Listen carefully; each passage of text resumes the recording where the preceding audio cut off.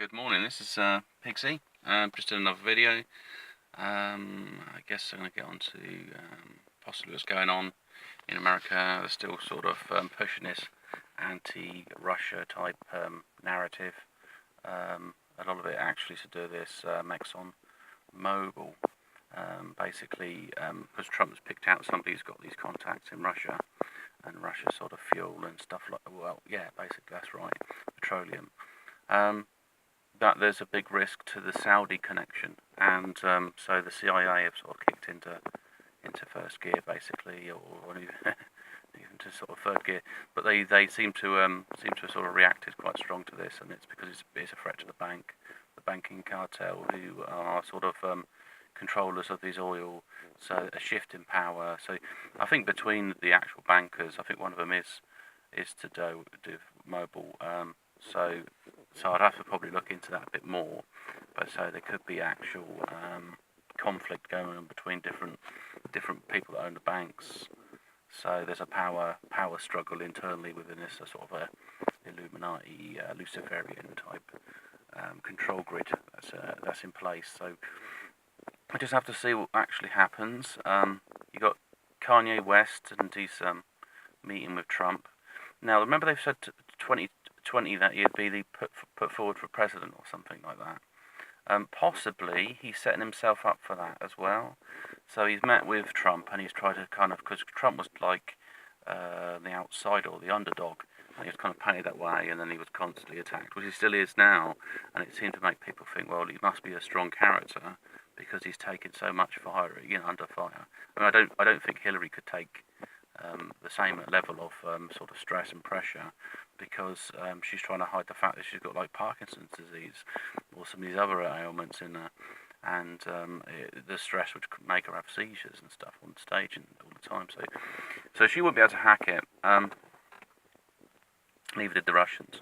No, I think if the basically the other thing with Hillary is that she made she was appealing to elitists, and she made these silly sort of type of threats, like like a sort of favour a relationship with the Saudis, and about any sort of attack is a sort of an actual attack, whether it be cyber or whatever, so treat it as warfare, and that they're basically pushing this narrative of Russian aggression. And there was also thinking back about she was planning to go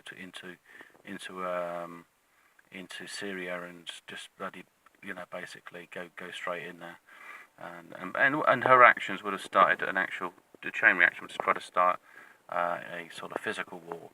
I don't think warfare's ever stopped. There's always been this sort of data type war, stuff behind the scenes. There's always been this sort of Cold War that's been going on for millennia, probably. I mean, to be fair, if they can't assimilate a culture or make a deal with them, then they're at war with them. There's no sort of like, oh, we'll just let them go, and because they've got money, they've got assets. But it's always been about fuel. I mean, I said this in the past. I was like, no. The Iraq, no, the war. These all sorts of things. It's either about fuel, it's about drugs. It's about selling weapons. It's never about, I don't think it's radicalists. You might appeal to people that have got sort of more radical type belief systems, and that they claim to be, represent God or whatever. Maybe because of the lower level, they're basically screwballs. They've been sort of indoctrinated with some information, and then they go off on their own killing sort of sprees and stuff like that. Or they can do, but they must be quite psychotic, or it's some heavy indoctrination when they were very young, which has probably caused the issue. They got educated. There's no issue. I don't have an issue with religion, but they got educated around the Quran heavily, and an imam's opinion of the world, and that basically sets them up for it. And that Sharia law is the only law, and it's what God wants, and all this. Well, maybe some kind of God, but I don't think it's this prime source or whatever's created the universe.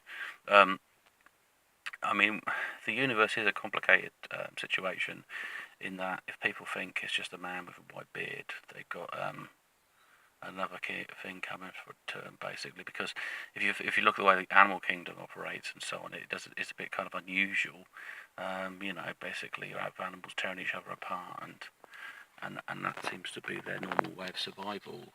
But they all have a chance at surviving. There just seems to be a hierarchy, maybe because their prime instinct is basically to populate and expand. And then how do you put something in there to control that? How do you make a challenge?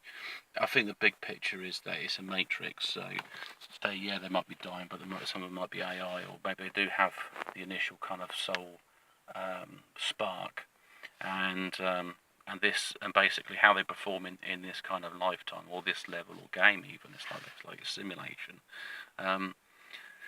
Sort of where they go from there, then they probably get choices. They probably become fully conscious of everything, and they say, well, you kind of learn this experience from the animal kingdom, survival and understanding, the value of your life and stuff like that, and what you're given, and sort of and certain abilities, maybe feeling in a certain way, because if you don't have any sort of if you have no fears, and you have basically you can do anything, just move around an environment, but there's no kind of risk, there's no kind of fear, there's no kind of no energy applied to it really. You just drift into the sort of this drifting consciousness. Then you're not evolving. So I think that's a part of it. Possibly that there's lots of different types of gods at this kind of entity level. They're basically tasked. You could call them angels or whatever, but like nature's got its own laws and rules, and it goes throughout the universe. But it's basically it's got some sort of equilibrium balance in place. So that's what happens there. But it's just like I say, it's like a matrix. There's no end to it. There's no end to you, and so on. It's just that you use what you've been given to the best advantage of yourself. Materialism, it has value, but it shouldn't define you, because once you pop your clogs, you've got to take something into the next lifetime. So a bit like me, if I come across a bit of information I think is really, really good, I might deeply meditate on it. And what I'm trying to do is archive some of what I've learned into a kind of quiche record that covers like your memories and stuff. But there's also there's something to do with your light body and this your DNA. So you kind of, what you're doing is you're putting some information in there that you can sort of access in your next life. Like, I don't know, some skill you developed. Some skills may come very natural to you, and the reason they come natural is because you've done certain things in the past that's actually touched upon these sort of skills. And a bit like me, driving was quite straightforward for me, and I did really well when I passed my test. Possibly I took my time and being a bit older and so on, but it's also possibly other skill sets that have come that I've sort of gained or already had. Maybe I was driving in the past, driving in the 1800s or something like that. Something else to touch upon is this Planet X, Nibiru. I don't know if you've been noticing anything going on in your life. They should do. There's like some sort of graviton waves that have been kicking out. See, the meteors or asteroids that have come ahead of it it's basically generating a field of energy. It's got an arc energy like this planet has, and that it deflects things. So the energy's come out and it's pushed whatever's in front of it ahead. So it's like it's almost like playing a game, sort of like it's like ping pong in its essence, or it's one of these pinball boards where you sort of the flippers hit it and the ball's fired off. So that's why these things have come ahead of it. I don't know if it's already been round in our. It's done a one cycle around the sun. I think when it does, it's going to cause a hell of a lot of activity. So there's basically stage sort of tuned for what's going to happen. The other thing with the pulse is, remember there was probably saw this news where you had like whales that beached themselves, and these mass number of fish that just died and stuff like that. The pulse has a lot of different things. It will cause different levels of activation in your brain. it can basically reduce them, it can increase them, or it can actually kill you, because it just knock out all the electrical systems. So it's like having an EMP go off in your head. I think you'll probably be fine, to be honest. Don't panic, because you've got your own sort of regulation in your heart. And I think if electrical activity drops in your brain, it just basically should just kick-start. Otherwise, you just have people that are brain dead, because the heart would function fine for so long, and then they would just have like just maybe below comatose. They just, the electrical activity would drop, but it would. I think there's residual energy in the brain anyway, so it's not like it can be absorbed out or drained out. An entity could drain all the electricity out of your body, then possibly. And also your nervous system is wired up all over, so this electrical impulses will kick-start it back in. But maybe for more simple organisms, they may have shut down, like the fish. I just hope you can take it. So it may be time to get them silver hats on, or especially if you start getting strange things like headaches, anything that's unusual, like tingling sensations in your head. Some people kind of get tingling sensations in their body. Some people have also already got a susceptibility in their nervous system because of things like different mercury or different poisons that have entered their body and sort of attach themselves to their nervous system.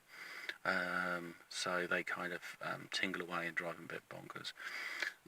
But that's probably quite normal. I mean, for myself, I'm just getting this like throbbing type sound. I've checked against my pulse. It's not my pulse. Sometimes when you yawn, it's like there's an air cavity or something in your ear that regulates it. Now the other thing is that my other ear, I think I've damaged it, which I might have mentioned before in another video. And there was a few things that possibly done that. One being on the plane. So there may be some sort of the pressure might be different in my ear, which something else to worry about is that your ears regulate balance. So it may be that I'm using one ear to balance. But anyway, through this, so that's another thing. If something could take out both your ears, do your eardrums in, you might actually find it. You have to be suffering vertigo all the time and stuff. So I'm not having any sort of vertigo, just a lot of tinnitus and deep brain sort of tinnitus type activity, or the perception of it. But the nervous system, I say, doesn't, like most things in your body, it's like your brain. Where's your brain? You might say, oh, it's in my head, but actually it's throughout your whole body. It's just the main sort of control systems up there. The whole nervous system is wired throughout your body, so that's where it begins. And so basically, so you might have a lot of activity. So I'm getting this early in the morning. Last night I was getting it about 12 o'clock at night. And the other thing I get in is I'm finding myself wanting to stay up later. So it'd be like half 12 I went to sleep, and normally it'd be like 12 would be the latest, and I'd make sure I got my head down. So it can be quite irritating in that sense, because you still got to get on with your life and go to work and stuff. And if you're like me, I get up at 7. And it's dark outside, and I've only had like 6.5 hours sleep, or 6 hours. My body's saying, well, why didn't you have a little bit more sleep? And so you can't get up. But the pulse started, like I say, it started at, it probably was about 12:30, or about 12ish, maybe this pulse started. And it's just like in the background. You might hear the tinnitus, but then if you concentrate, you hear this pulse. It's like, whoom, whoom, whoom, whoom. The other concern was possibly heart, but I can't see why, or some type of weaponized thing, but I can't see why they would want to target me. Maybe they don't like my opinions on social media or something, or my involvement, and that puts me at some kind of risk. So they think the idea is if you just drive someone crazy, then that way you can use that to expose this person. Just say, look, he's nuts. When actually it's because he doesn't have any sleep, and he's constantly being attacked by things. But yeah, so it started in the early hours, and it was still going on when I woke up in the morning. I did see something creepy for a few seconds, so it could be just my eyes adjusting, or it could be this thing was there and went. I don't know if it's if an enemy or a friend. It's very bizarre, but it was one of these button type alien things you might have seen from these X amount of races, over 100 and whatever races, but they look like the sort of things that cause nightmares. So it was very tall. It was about 7 foot, and it also had really long ears. It had ears of probably about 8 inches. His ears were basically from the top, so his ear would go from here up to about there, pointed like an elf. It's just something strange I saw for a sec. I did have some other sort of ET type communication, and they generally what I heard is, "Are we still friends?" And I thought, that's bizarre. Well, why am I thinking that? And I said, well, I'm friends with anyone. I don't have an issue. As long as you don't, not here to hurt me and so on, and then there's no issues there.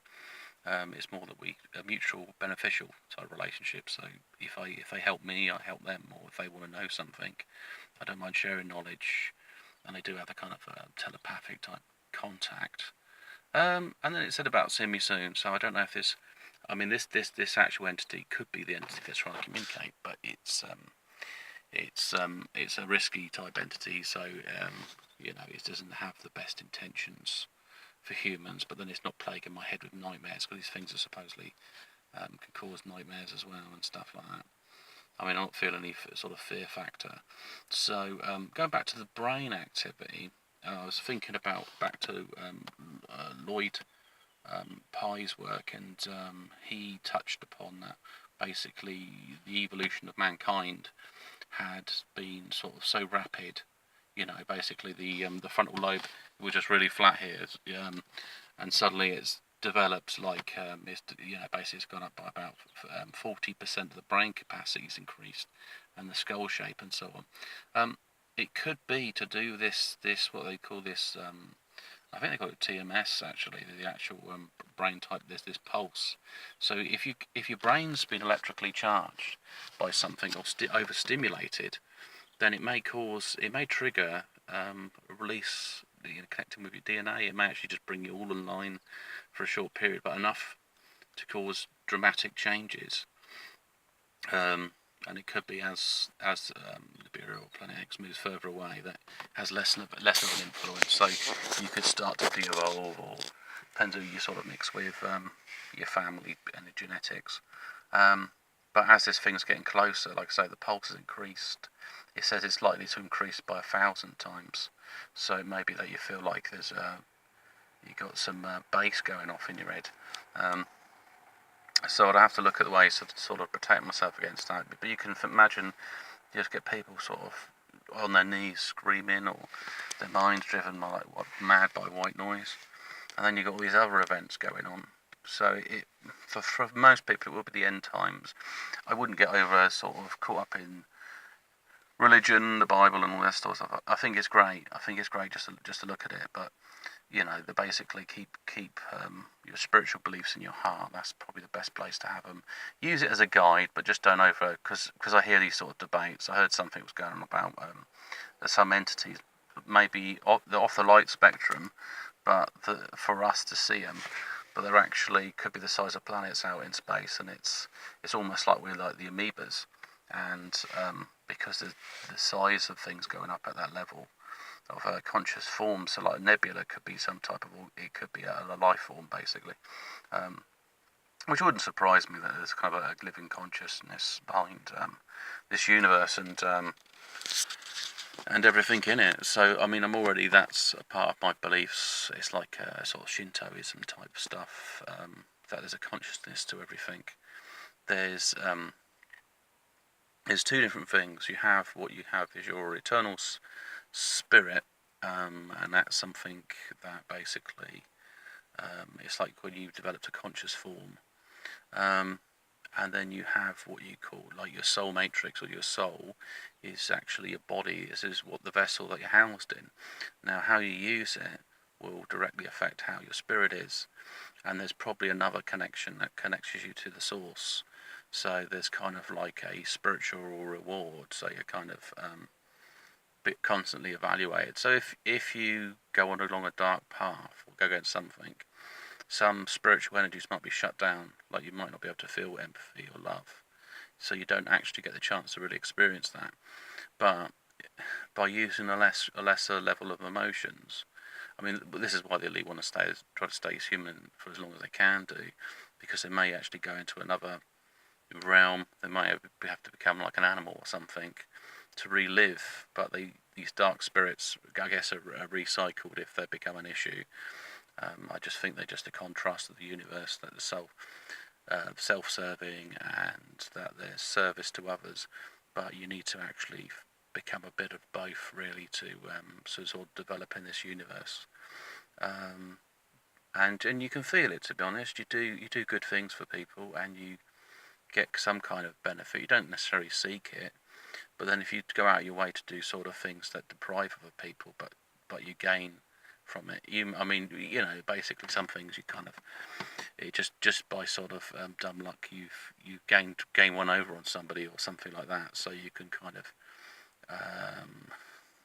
of gloat a little bit, but you wouldn't make a big habit of it, of like, taking advantage of people. I think what happens is that you'll get a backlash at some point. That's it. And maybe for these people that are sort of disconnected themselves from the Matrix at heart level, is that they may be generating their own luck in that sense. They want to become their own god, which is fine. I think this opportunity comes up at some point, or kind of a higher being, is that you might be kind of almost given a job in that sense. That you may be, basically you might be one of the designers behind a Matrix, or that you may have an influence on a race or a life form, or you have a kind of job or a duty within this system of like an intelligence structure. But I think people don't want to be under control, and you've got free range of most things, but kind of free will is a deception in itself.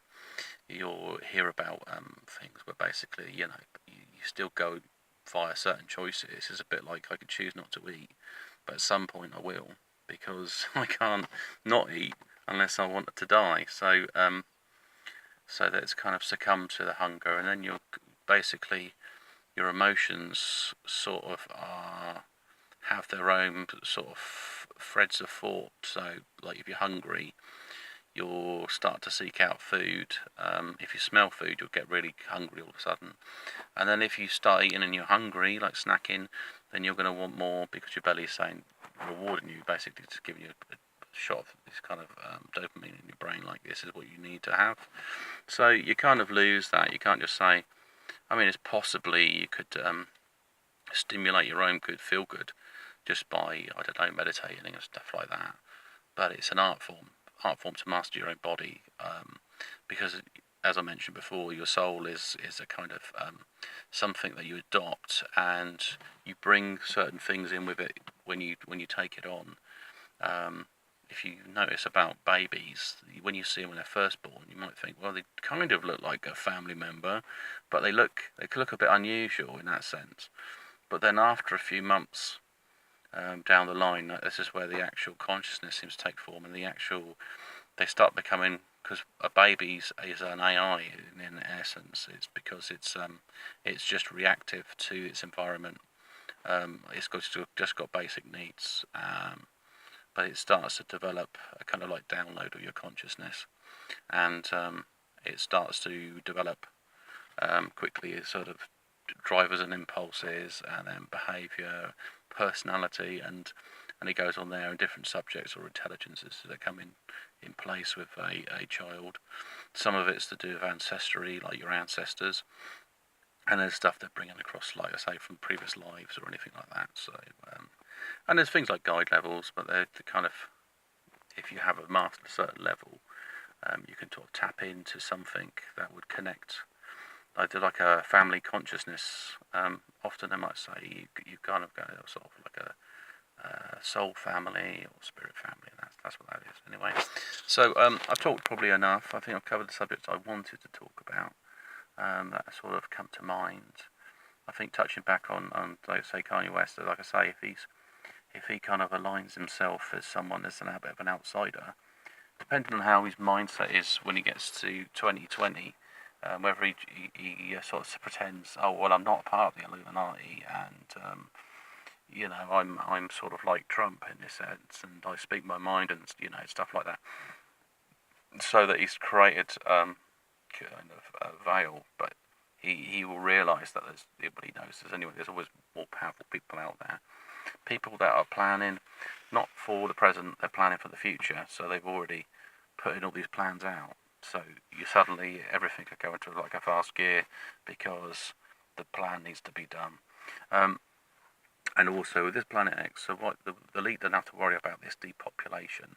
I think what they do is they just dig in, stay in their bunkers, let civilians go crazy, and then at some point they roll out their martial law and try to take back territories that were run by gangs and stuff like that. Or yeah, just basically harvest people in different ways, so use them as slaves and other things, and chip them and stuff like that. Maybe they put type of explosive chips that they can just blow up if they get pissed off with people. So that they got a control grid. They basically need to reinsert a control grid in there, re-educate people to the way they want them, and then move it from there. So anyway, hope you have a great day, and I'll speak to you soon. If not, also have a great Christmas. As you can see, I've got a reindeer type jumper on, so that's where I am on this video. I feel like I'll have a little celebration now. So anyway, take care, bye.